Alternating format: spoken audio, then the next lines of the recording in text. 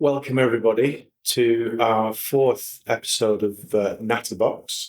I'm here as ever with Nicola Dawn, and it's a very special edition of the podcast this week because we are, for the first time, in person. Live, in person, together, not on Zoom. No, and that has with it, obviously, some benefits, some disadvantages, though, because usually we get messages from our producer. So giving us little helpful hints. And we Drop things in. promise we won't mention this, but she's behind the camera this week, so hopefully she has some plaque cards for us, the directors, and make sure that the episode goes well. I hope so, and I hope I've noticed on my Zoom, when we do the screenshots for the social media, I'm normally looking like pulling a really interesting face, so I'm hoping live I won't look quite so me. It is, we're in the Forbes head office. In a fantastic space, aren't we? Beautiful, full glass. We can see all the rain coming over Lancashire. Yeah, we've talked about doing it like this for a while. I think the Zoom one's got really well, but I think you've got to, get. It's nice to be sat next to. Yeah, it's more intimate, is it? More. So hopefully we get more out of our guests in this episode. Although the previous guests have been fantastic. Oh, all fantastic! Yeah, absolutely. So our rules are. No swearing, no politics. And what's been your uplift since the last podcast? Well, there've been loads. I was telling Catherine this morning. There's been loads of uplifts since the last podcast. Firstly, our trip to Burnley to go and see the fantastic space. That was on my list. For Six Connections, which I will let you take because we had a lovely afternoon out there. Also, we did the big Pride night out for the Manchester office, which was fantastic. I got one in the toilets. And accosted him, and they got a selfie with him, so that was great. But that's actually the second time I've met him at Pride. Right. He didn't remember, which was. And you didn't ask him if he's going to be on the podcast? I should have asked, shouldn't I? I should have asked. I did talk to him for a while. But also, the second one was last week, went to see a musical based on the songs of Steps. The 90s ballad, what was that called? Which was sensational. It was called Here and Now, and it was set in a supermarket called Better Best Bargain. Was the H in Here and Now set? Yeah. And they did a very weird, but very, very tenuous segue from storylines into step songs. It's fun. Do you know any Steps dances? Tragedy. Yeah, Tragedy. That's about it, yeah, I think. What about One for Sarah? You do a bit of One for Sarah, No. Teach you some. After. Yeah, not in front of the camera. Won't be where it's at. So mine, well, the car passed at 10:12, which was good. It was a bit of an old one. But we've got, the main one is we have got guests lined up from now, well, potentially till May. Yes. I've had two more people asked to be on. Wonderful. Well, somebody asked us the other week when we were in Burnley, didn't they? If they could. They did. Which I need to speak to PC about. Which is like a saying in the industry, so we can PC short for producer. What's saying it? And somebody who's about to become a full-time first-tier tribunal judge. Oh. Lachlan. Yes. So Lachlan's a partner in our firm who's moving on to become a tribunal judge. And I asked him if he would come back and be on the podcast and give us insight from the bench. Fantastic. And he said he's going to work out what he can say first. Yes. Probably needs to get speech. Well, as a judge, he's got to be careful. So our guest today is somebody who actually approached us to be on the podcast, as we've had lots of people within the firm who've expressed an interest to get involved, which is really good. He's a partner in head of abuse and social care in our assurance team. He works quite closely with my wife, who was the second guest on the podcast. He was. From memory. A few months ago. And I think it's really good that he's coming on because he's been with the firm for about 18 months, roughly. So a little bit of an outsider's view on Forbes and on the, brings with him his experience outside the firm in terms of his own mental health journey. So I think he asked us for an agenda, right? And I want to mention this because Kelly did the same. Another forthcoming guest has asked about an agenda as well. And I think that the point of this is to have a free-flowing conversation. It's a Natterbox. I think just Keller was like, she said, don't know what I'm going to talk about, or what topics I'm going to talk about. And we sit down 45 minutes later, you've had a full, really interesting conversation. And talked about life, really. So without further ado, I'd like to welcome to the podcast. It's like Parkinson's. It is, isn't it? And I'm going to walk over now as well. Don't trip over, Alistair. That's the thing. Alastair Gillespie. Yay. I feel like we should have some sort of jingle then. Well, that's the next step. My son writes music. I've asked him for it. Oh, we were talking about that the other week. Excellent. Hi, Alistair. Hi. How are you? I'm all right, thank you. That remark reminds me of when I used to run the trainee recruitment at Hill Dickinson, and we always had a fun question at the end of each interview, and we changed the question each year. Yeah. And one year, we asked all the candidates if they could come into the interview room accompanied by a piece of music that summed up their personality. What would it be and why? We got some really interesting answers. It wasn't a question that was scored, but we were interested to see how people thought on their feet with an unexpected question. What would you say? Yeah, what's yours? I started work on the 21st of September 1992, and that was the same day that Radiohead released Creep. And for reasons that will, I was expecting that. Yeah, for reasons that will become apparent, I think that would probably work. And as I'm sat here now on, what day is it today? 9/11. It's the 11th of September. Tomorrow, I am going to be in the queue to buy tickets to see Radiohead. They're coming round, aren't they? They're coming round, but you get allocated, once you've registered your interest, you get allocated a particular venue. And the venue I've been allocated is Bologna. Oh. So there'll be a little trip involved as well if I can get tickets. That's nice. So I'll either be very pleased or very not pleased. Well, right. Tomorrow. Well, we'll see. We're glad we're not recording it tomorrow. We'll have to think about what our songs. What would yours be? Oh, we'll do it at the end. The room. Mine would be something cheesy, but I've got about tragedy. Yeah, probably would. Tragedy for everyone else. See me coming. I thought more Walking on Sunshine actually, Chris, but Walking on Sunshine, yeah. So, in keeping with the overall theme of the podcast about removing the stigma from mental health, but also making it part of the everyday conversation. I think there's a term that we discuss when we have our meetings about it internally. This refrigerator hop, this thing about it being always sort of in the background. So can you tell us a little bit about, I think probably the easiest way to get into it is what made you want to come on the podcast? What made me want to come on the podcast in particular was the fact that we'd been talking about aspects of neurodiversity and the impact that could have on you as an individual, even without you knowing, really. Only this year, I actually received an autism diagnosis. And I'd known for some time that was the case, but it's actually really helped to have that. I bumbled along through life, not really falling into the career that I wanted to come into, but it's a bit late now. And it wasn't until I was 47 years old, actually, that I suddenly changed my job and my relationship and my hometown all in the space of 6 months. That caused me significant challenges. I was going to say that's a lot of change in one go. It was. And as somebody who's not great with change at the best of times, for that to happen to me, I learned a lot about myself, some good things, some bad things. But I also learned some coping strategies, and I learned about the importance of how to process thoughts, because very often we're our own worst enemy. And I felt, coming back to your question, that because of what I'd been through, I might be able to help others.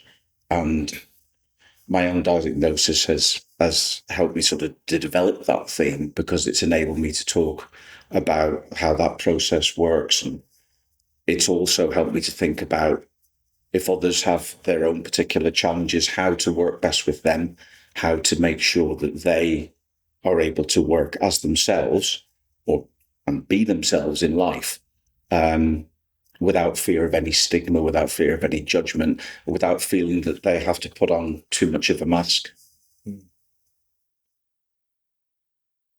Just talk about your autism diagnosis. That's a fairly recent thing. Yes. It intrigues me. Obviously, the first guest we had on was Laura Docker, works in my team. She talked about neurodivergence. And is there an element of that condition, for want of a better word, which actually fits well with the role of a solicitor? It's how did that dovetail with your sort of day-to-day career as a lawyer, do you think? And do you think there's an element of, because of the job, that it kind of masks the diagnosis slightly?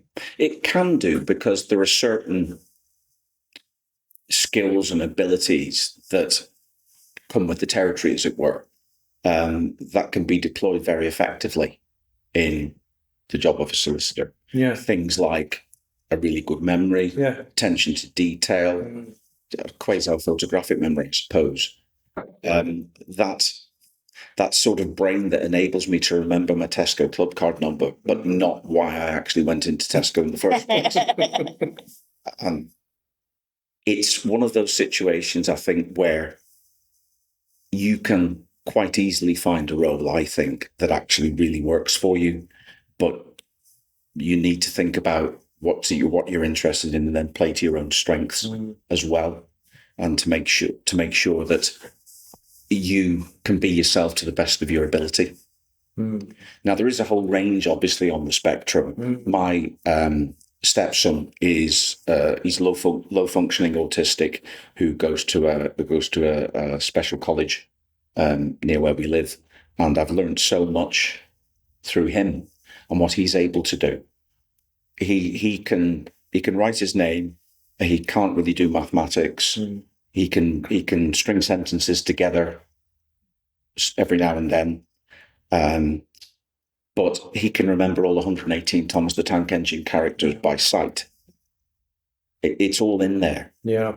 And it was once described to me that the brain takes in 11 million pieces of information every second, 10 million through sight and 1 million through the other senses. Our brains are so sophisticated that they narrow that down to the 70 or 80 pieces of information that you need in order to understand what to do. But autistics don't narrow down those pieces of information in the same way. And that consequently can lead to strengths in certain areas, such as the processing of particular facts and information. But it can also mean that other things are overlooked or misunderstood. And where I've often struggled, for example, is understanding how other people are thinking, what they might think. Until I was in my 40s, I didn't really think that anybody thought differently to me. Well, that's why. But that's what it is. It's thinking differently. That was why I asked the question. It wasn't to be reductive about the condition. It's because I was in my 40s when I realised that I had any kind of mental health condition. And I think that the job for me masked it in a way that I assumed what I was feeling was because of the job. And I wondered, just curious, that somebody with autism or someone with kind of neurodivergence might think, well, I'm like that because of the work that I do, rather than, and obviously it took a stressful period in your life to suddenly come to that realisation. It did. Was that the period when it really clicked for you that there might be a diagnosis there to investigate, do you think? Not immediately, no. It was more a case of suffering distress and anxiety and just wondering what the hell was going on, really. It was only whenever I went into my current relationship afterwards that my partner, who's got an ADHD diagnosis herself, explained to me why I was thinking as I was thinking. Because obviously having a neurodiverse son meant that she was very familiar and had been very familiar for many years with how the brain works. She's a high level of emotional intelligence, which I just didn't have. So that really made a difference for me. It's incredible, isn't it, what different people see as well? So you get different people's perspectives, and obviously she came in and then saw this and was able to pinpoint it, but then people can function for years and years and years, can't they, without anybody really picking it up, which is fascinating. And that's been a thing with every guest, I think, in that belief that you feel that there is an explanation for, behaviour which you might have given yourself a hard time for in the past. It's not it doesn't sort of excuse any times when you might have, been out of it, but it does. It's certainly for me. I felt it incredibly relieving that there was a reason why certain things were the way they were in my life, and I think it was very much the same for you. I'm guessing. Yes, it was. It's excuse is the wrong word. It's the actual explanation. Yeah, exactly. Yeah. And how was the process going through to get did it take quite a long time to get the diagnosis, or? It took several months and various exercises and interviews, which was a fascinating process in itself. But it inevitably can become one of those situations where you start overthinking things and try to think about the purpose behind the questions you're being asked and things like that.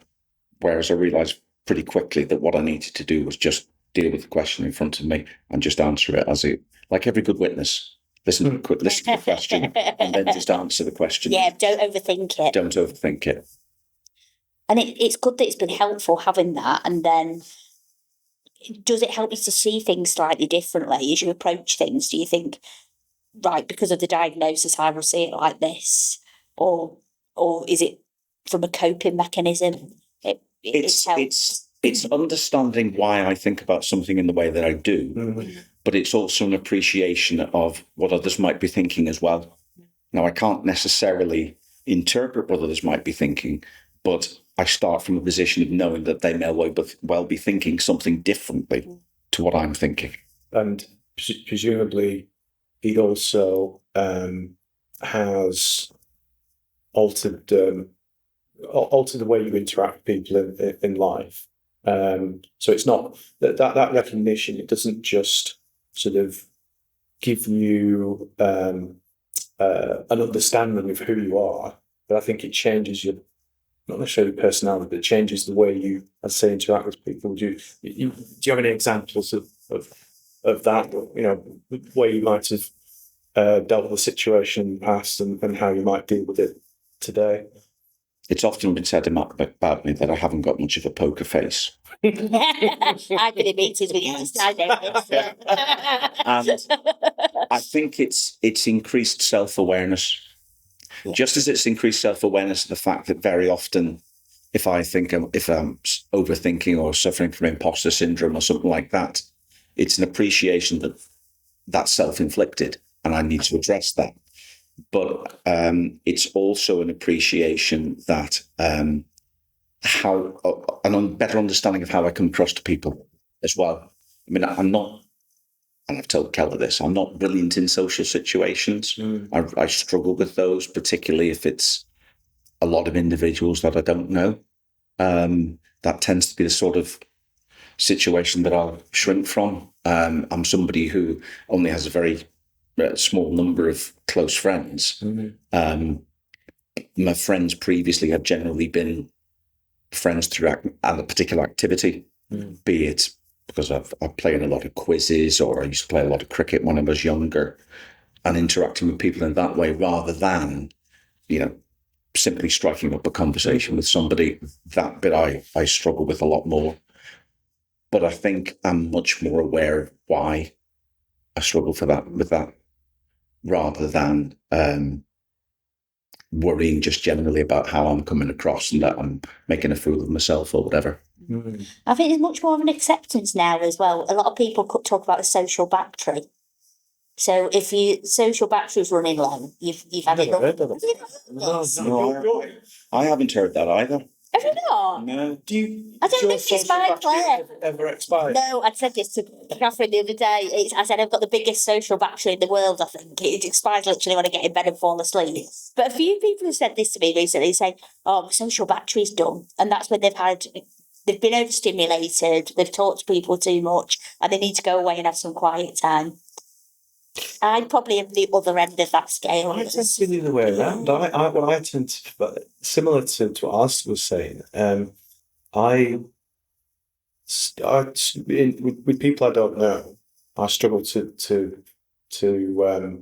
be. Kella's really good at it, so speaking to just introducing herself to people, and I really struggle with it. For me, it's an authenticity thing. Yeah. I feel like I really struggle to be friendly with somebody I don't know because it feels inauthentic. Yeah. And that is something that I've really struggled with. Networking is slightly different because, it's part of the job and you can rationalise it in that way. But for me, once I get going, my social battery recharges. Yeah. So I go in with a dead battery and then this is not working, is it? It's not working. But no, it isn't. But everybody, I think, has different levels of tolerance, don't they, to social situations as well. And that's probably there's a sliding scale of neurodiversity in a small bit in everybody, isn't there? But you get that inability to. I think, but most people when they first meet me would say, sort of cheer up, it may never happen. So I've come across as a bit, I don't know, Like resting bitch face. yeah, something like that. Yeah. And then I sort of warm up and I get going. And I always used to think that was a real character flaw, and it would be something that I'd struggle with it. But that is down. I've since learned what that's about. It's about this need to be authentic, and does that. That very much resonates with me. Yeah. As I mentioned, that I've generally generated friends through common activity. If I was going into a social situation like that, I'd want to know as much as possible about the other individuals so that I could identify something in common and build on that. But if I'm starting with a blank sheet, that's a very, very difficult place for me to start from. And I want to know, what football teams they support. Do they like cricket?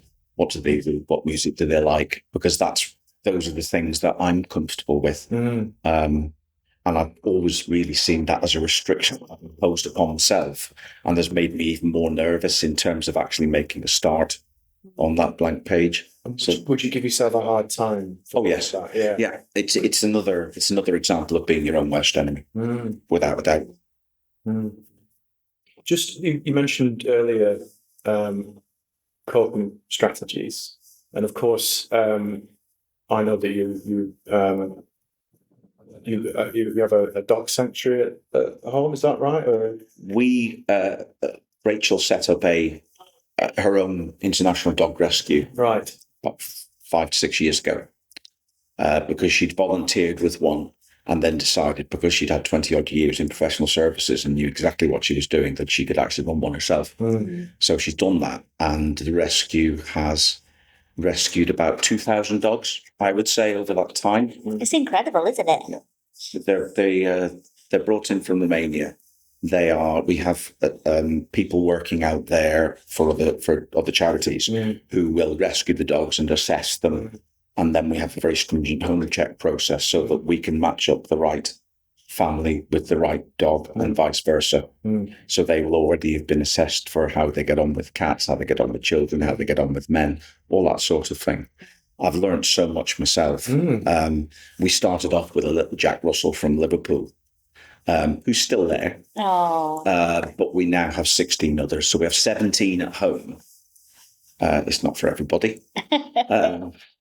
But fortunately, we have the space for them to run around. And they generally get on with each other. We have to feed them in about 9 or 10 different places, but otherwise, they get on pretty well together. And they have an established pack order as well. And they're great to come home to because they don't judge you. As far as they're concerned, it's a really good thing that's happening that you've come in. It's the best part of their day, isn't it? Yeah, they'll have a good sniff to understand where you've been and what you've been doing. And then once you've satisfied them that you passed that particular test and you're still the individual they thought that you were, it's all good. It's all good. And I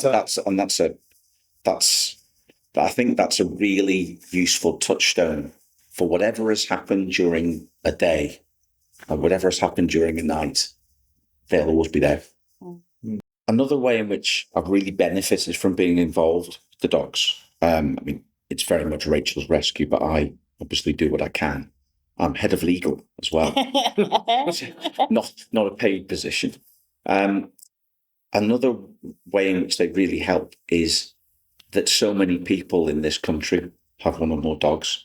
I read something recently that it's something like 35% of the households in this country have at least one dog, which is it's a remarkable statistic.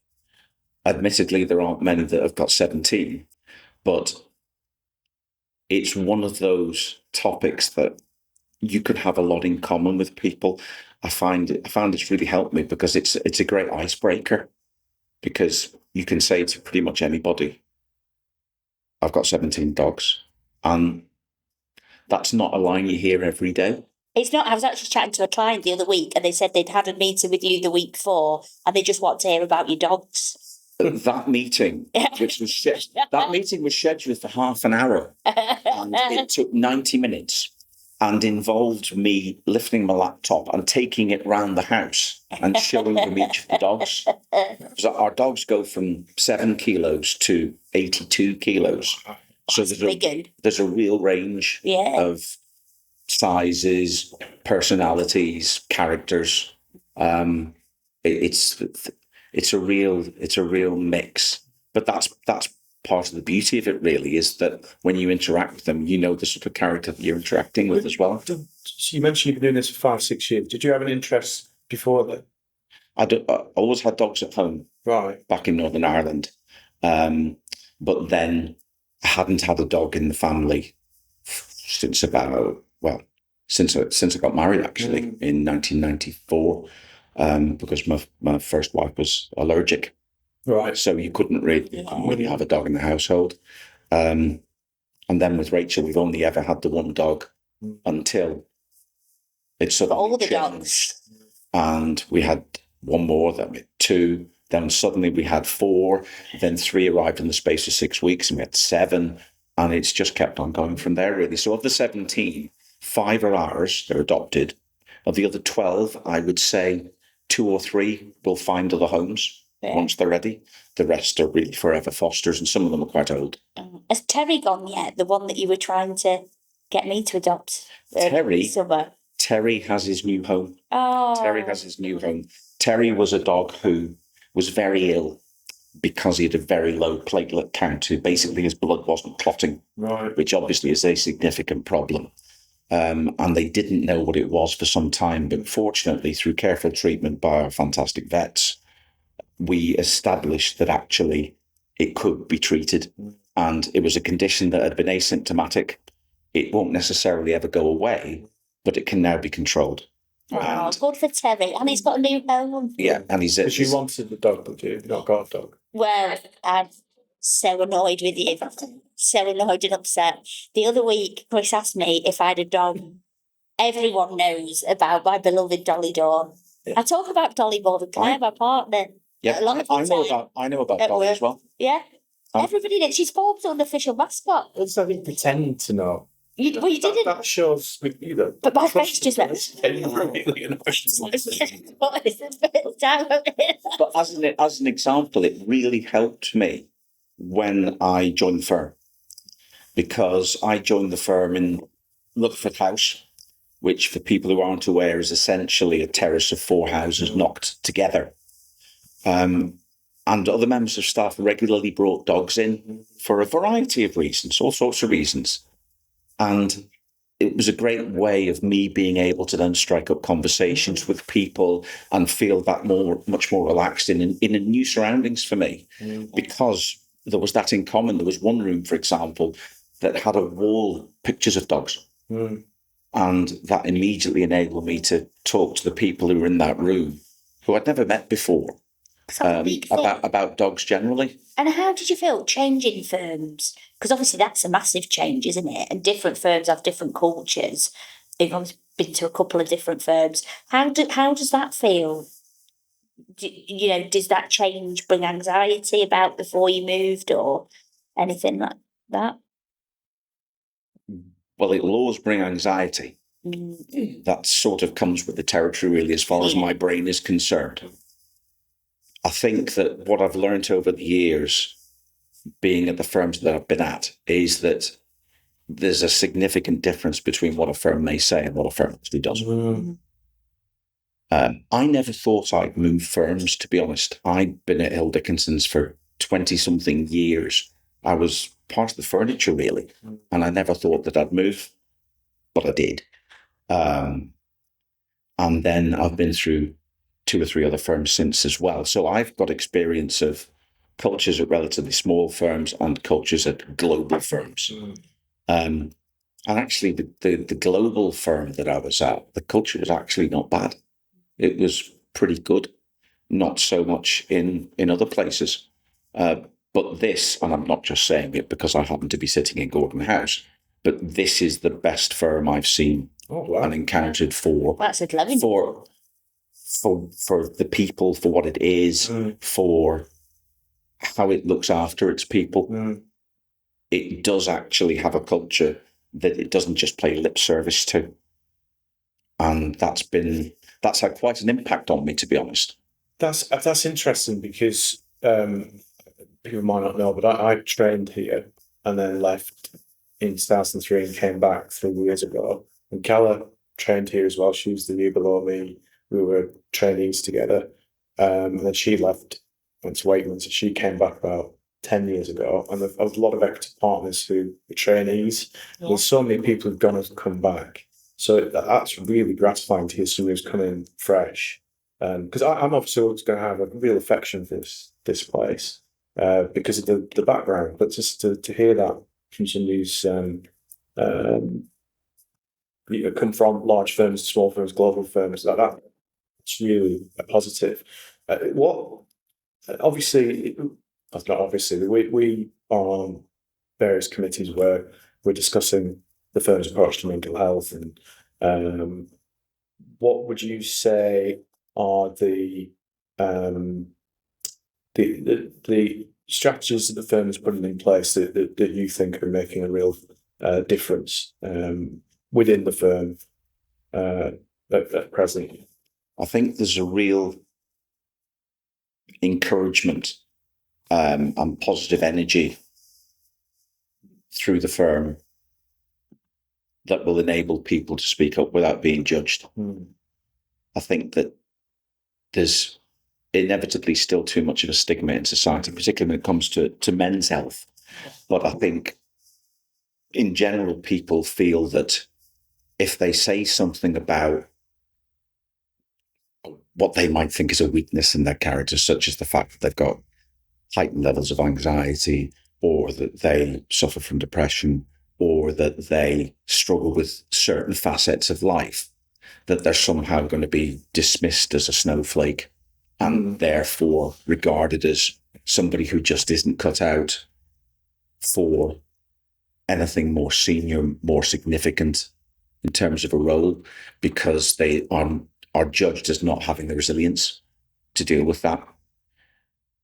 But I think that if you've got the ability to say something about yourself, then that in itself demonstrates how resilient you are, because you're much more likely to keep it hidden away if you don't feel that you've got that resilience. I've surprised myself about how easily I've been able to talk about things in later years as compared to what I was like before. And there are lots of things in my life that I wish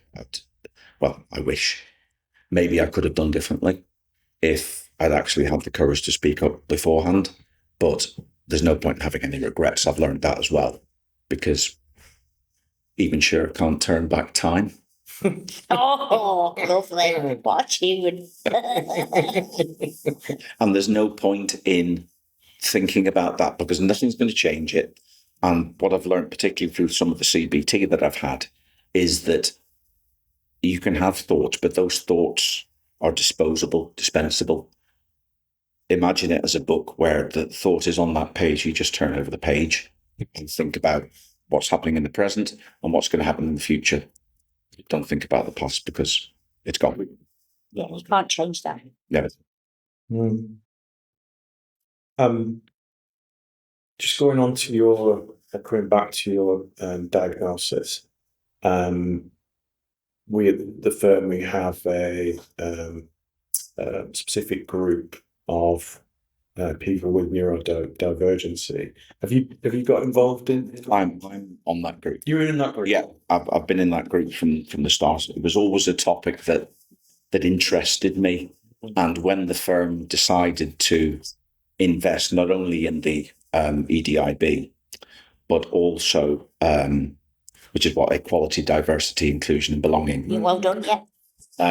But it's starting to run with subcommittees now, subgroups, which are focused upon, for example, LGBTQ. You're heavily invested in, and neurodiversity is another of those groups, which has a refreshing prominence about it in terms of people not only wanting to be involved, but really wanting to make a difference, not just thinking that because they're going to be part of a group, they can therefore tick a box on their appraisal, which is what I've seen in other firms.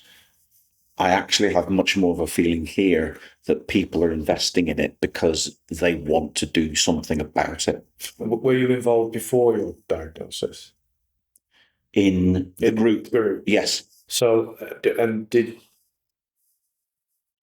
your involvement in the group have any, was any part of that the reason why you decided to get diagnosed, or? I was already sort of on that pathway, but not at the stage of having anything formal confirmed. Right. But obviously in the lead up to being here in the few years beforehand, I've learned so much that I knew that I was going to get to that point at some stage. Right, okay.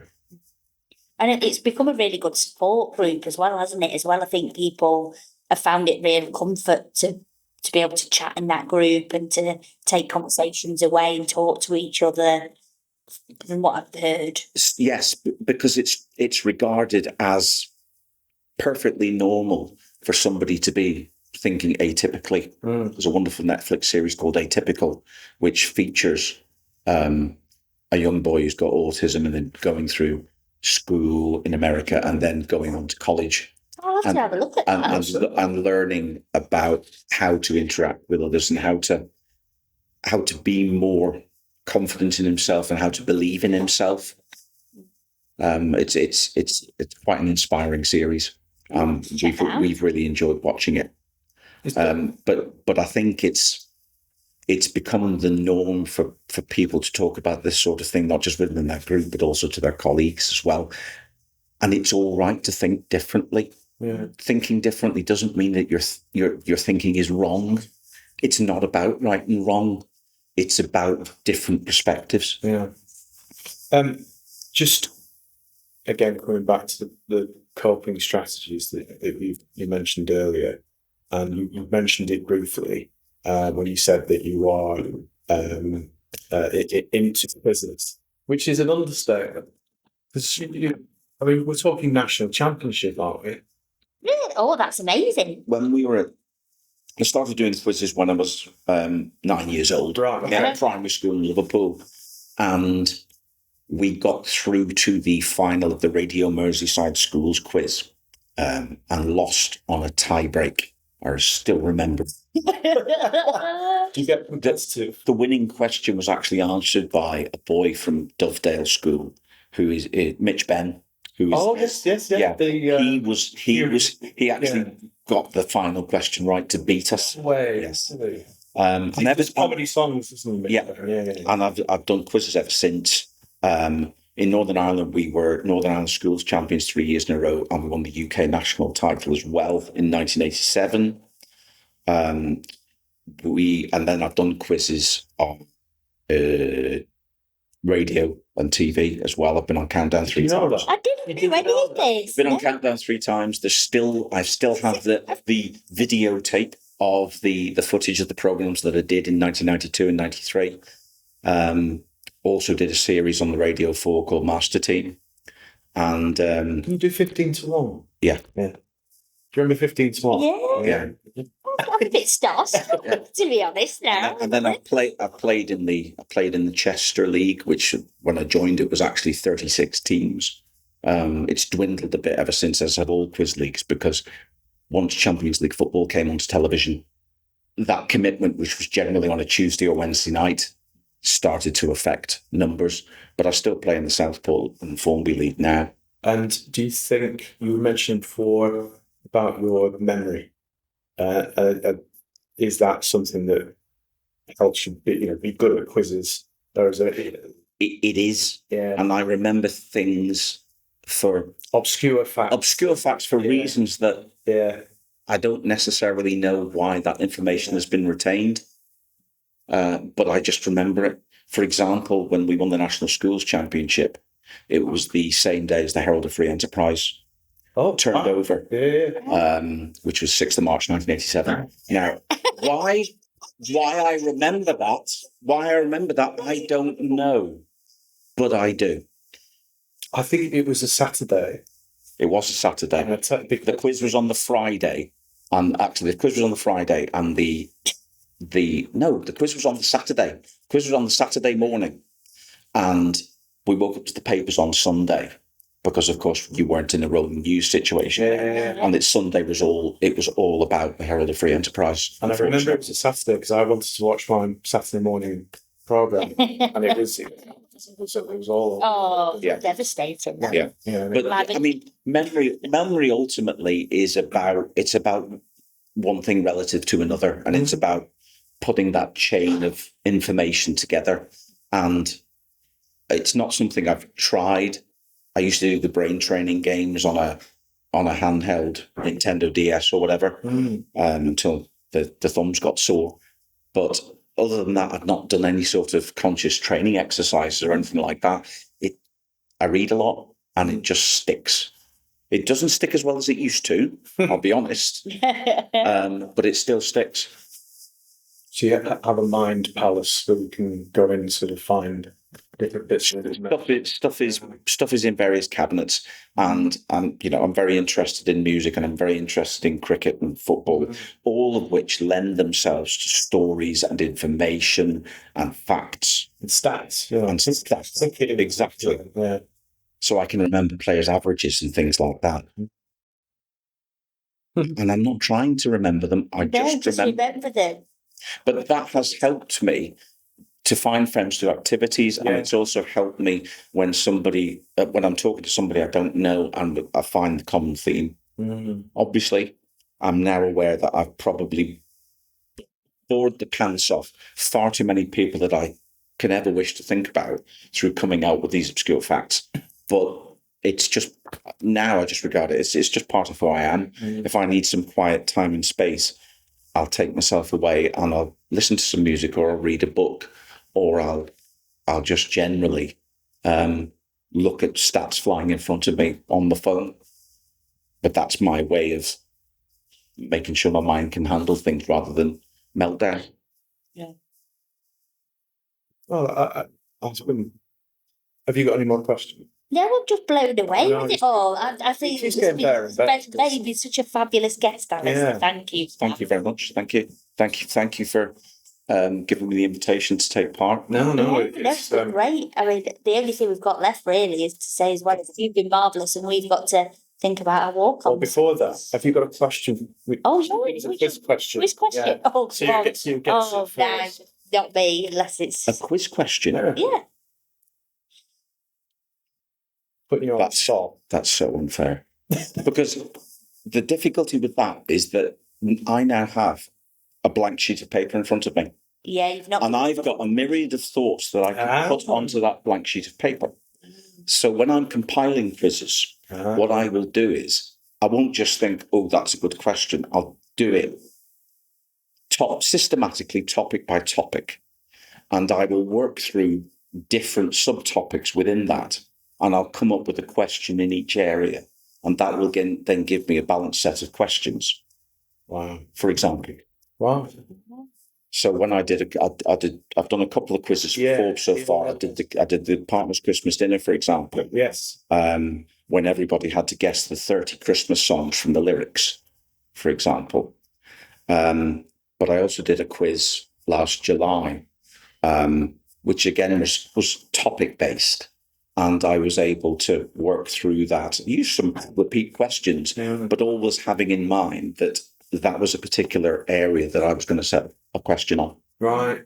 So asking me to come up with a question flummoxes me to some extent, because I'm then having to deal with the whole panoply of what I think I know. Yeah. Well, I would be embarrassed. I would be embarrassed. But that was illustrative. I don't think so, because that is very demonstrative of It also shows great honesty. Yeah, it does. Yeah, It does.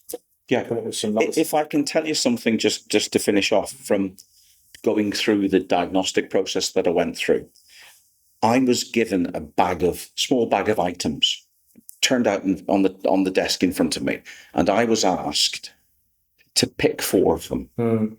So I picked 4. All the rest were taken away. Then I was asked to make up a story involving those 4 objects, and I couldn't do it because I hadn't picked the objects for any reason other than that they were cleanly shaped, uniform, symmetrical items that were pleasing to my eye. And I had no thought other than that in terms of putting those objects there. So because my thought process had been that's why those objects were picked, I couldn't then come up with another reason to deal with those objects, to suggest why those objects might be there, to suggest any sort of narrative. That's so interesting. Well, perfect way to finish the podcast. What song? Talking about somebody not having any ideas. Well, it puts pressure's on now. What song would you? I know it. I've come up with it. Came up with it about 10 minutes ago. Queen, Don't Stop Me Now, Having a Good Time. I was going to pick a Queen one. That's all right.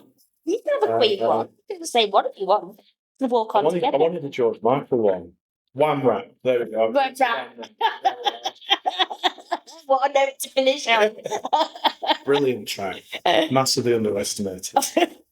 Anyway, thanks for listening. Oh yeah, thank watching you. Even. Watching, listening, and thank you very much to Alistair. Thank you so much. Yeah, the calibre of guests just get better and better, doesn't it? And the next one is October. It'll be October, yes. Yeah, we've got some sort of special themed podcasts lined up, haven't we? We do, and a Christmas special. Christmas coming up as special, well. yeah. Look, we've got That'll be really good. Yeah. Which they have a podcast studio in yes, the I was telling Six Connections. producer Catherine earlier about that we'd like to go and play in. Yeah. Anyway. Yeah. Thank you, everybody. Thank you.